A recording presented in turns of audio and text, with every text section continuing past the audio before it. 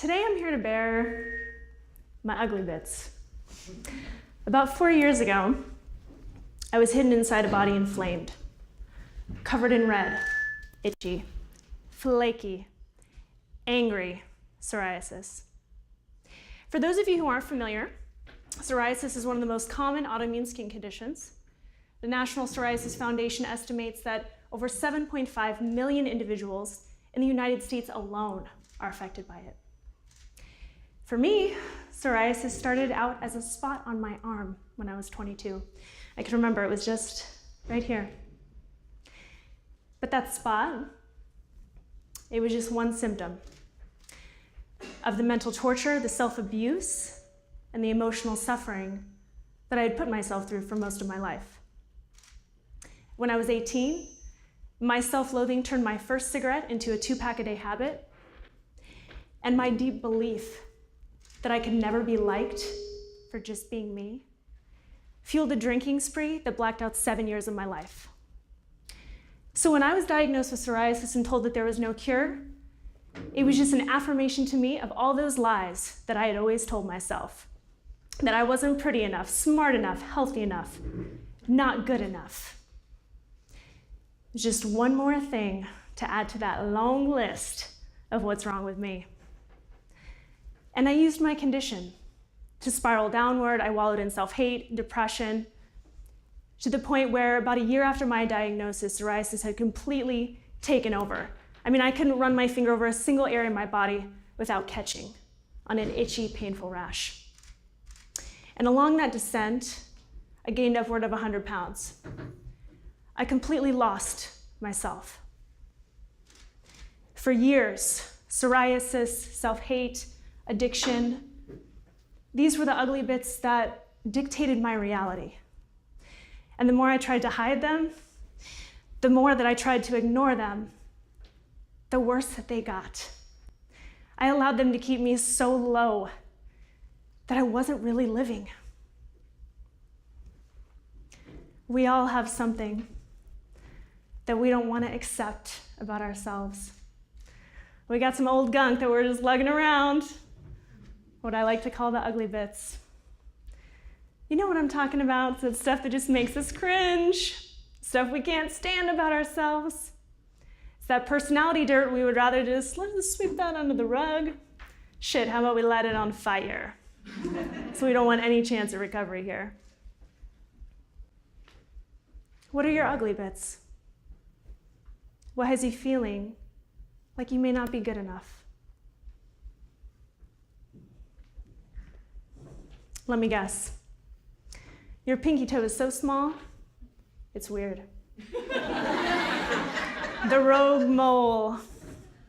Can't stand it. This is too big. That's too small. What is it for you? Because those ugly bits, those things we're all thinking about right now, guaranteed, they're holding us back.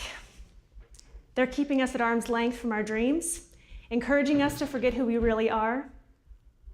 Because every time that we put ourselves down, we relinquish our ability, we doubt our capabilities, we let the ugly bits rule our lives. I propose that learning to love our ugly bits is the key to letting go of what's holding us back so we can live extraordinary lives. Now, doing that is by no means easy. When I was at my absolute unhealthiest, I worked at Whole Foods in the juice bar, of all places. The skin on my hands was peeling off. And I had gained so much weight that I stopped looking in mirrors. And when the fit, sexy, healthy Whole Foodians would come to get their juice, I couldn't even look them in the eye because I was so ashamed of how I was. And most nights I would stand over a big industrial-sized trash can and I would stuff my face with pizza that was going to be thrown away, thinking to myself, I will never be beautiful like them. I will never be healthy like normal people. Have you ever missed out on something because you thought that it didn't apply to you? I'm confident that you can let go of what's holding you back. You can change it by making your flaws your friends. And that takes getting a little real with the parts of ourselves that just aren't so pretty on the surface. The day that I walked out of the dermatologist's office with a red box under my arm, tears streaming down my face, I knew that I had to change. This is where I was supposed to deposit my needles after injecting my daily treatment. And even though I had poisoned my own body for so long, it just didn't make sense to me. And I can't even tell you why I felt this way at the time, but I knew that the change had to come from here. I knew that I had to heal from the inside out. And I was done. After years of suffering, I was done ignoring the thing that I didn't want to look at, my own ugly bits. And I made one of the hardest decisions that I've ever had to make. I chose a natural path, self-loving foods, and we're talking major, lifestyle cleansing to mend my gut and heal my life. After about 6 months of a committed whole foods plant strong practice, during which there are immense challenges every single day, I watched the majority of the skin on my body completely regenerate. And in its place, new skin. The state of my life utterly transformed. I didn't do this with willpower. I did this through the realization that my character flaws were just roadblocks, separating me from a life worth living.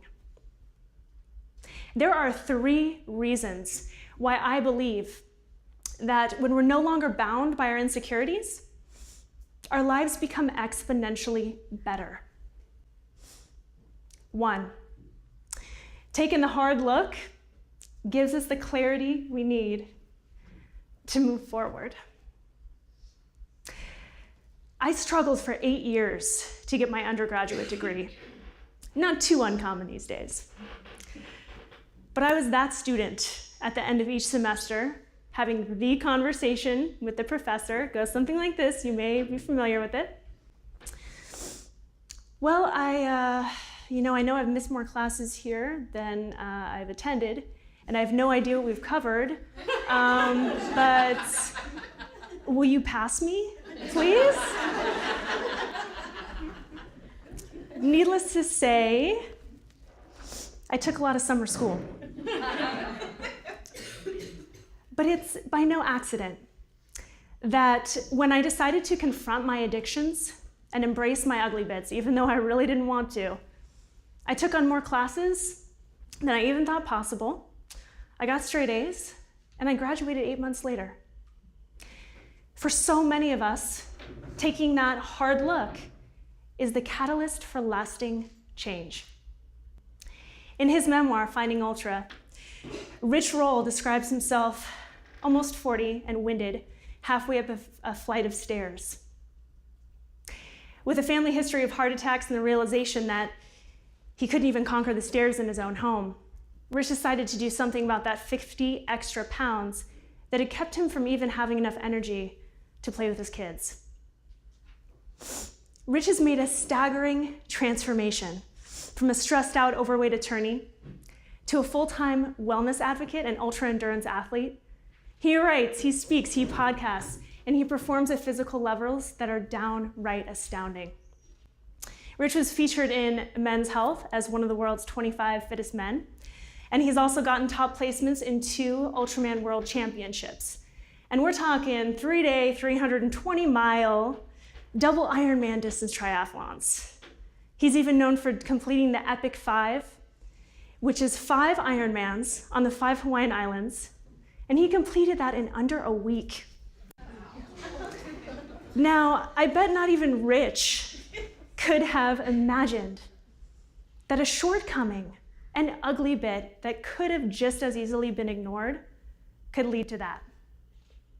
2, taking responsibility gives us the freedom to start over. I stayed stuck in self-denial for a long time before I reached that breaking point. For years, I refused to take any responsibility for the role that I played in my own condition.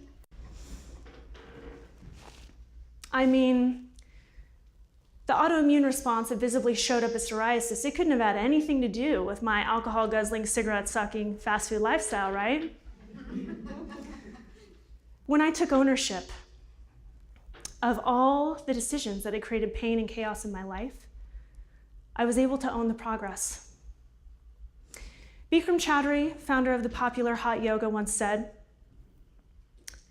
"It is never too late. You're never too bad. You're never too sick. You're never too old to start from scratch once again, to be born once again." When my skin was at its worst, I would stand in the shower and I would scratch until blood cascaded down my legs in waterfalls. It got worse before it got better. And then I started to see patches of brand new skin. Simple, miraculous proof that we can come back from damn near anything if we acknowledge our part in the process. 3, hiding our ugly bits cuts us off from life's opportunities. I used to dread going out in public. I covered myself from head to toe, terrified that someone would see the spots on my face, the flakes in my hair, or the irritated rashes that crept down the back of my neck. Because those were the only parts of me that I wasn't able to hide. To me, the fiery rash that swallowed up my body, it was just a humiliating display to the world of how absolutely shitty I felt about myself inside. During that time, I never joined a college club, I never went to the beach. I actively dodged relationships of all kinds because I didn't think that I was worth knowing. I didn't even want to know myself then. These were constant, countless opportunities that were lost because I decided that hiding was safer. Have you ever stopped yourself from experiencing something great and rationalized it by telling yourself that you weren't good enough? Example, skipping a networking event because you felt fat. Not raising your hand to ask that burning question because you felt stupid. Avoiding the conversation because you perceived that other person to somehow be better than you. I had a teacher that once explained that these kind of compromises are actually lies, ways that we cover up the true expression of ourselves. I never thought about it like that. She said, by making compromises, we do not live up to our true potential. We do not manifest our true purpose. Being completely honest with ourselves, that means laying it all out there. Not the easiest thing to do at times, but you'd be surprised at how people actually love you more for your flaws. Because guess what, everybody? They have them too. Doors open when people see that you're willing to be honest, and transparency trumps secrecy. Now I'm going to tell you all a story about the one element that I believe ties all this together, and that's unconditional love. In one of my darker moments, I was laying on the bed in my room, which was about the size of a sardine can. It was so small, we had to press our butts up against the wall and slide. True. and my skin was so bad. It was flaking off in sheets, and it lined the baseboards in piles. There were styrofoam takeout boxes stacked 2 feet high. And I looked up at my boyfriend at the time, still to this day, such an angel in my life. And I said, how can you love me? How can you love me like this? How can you look past it?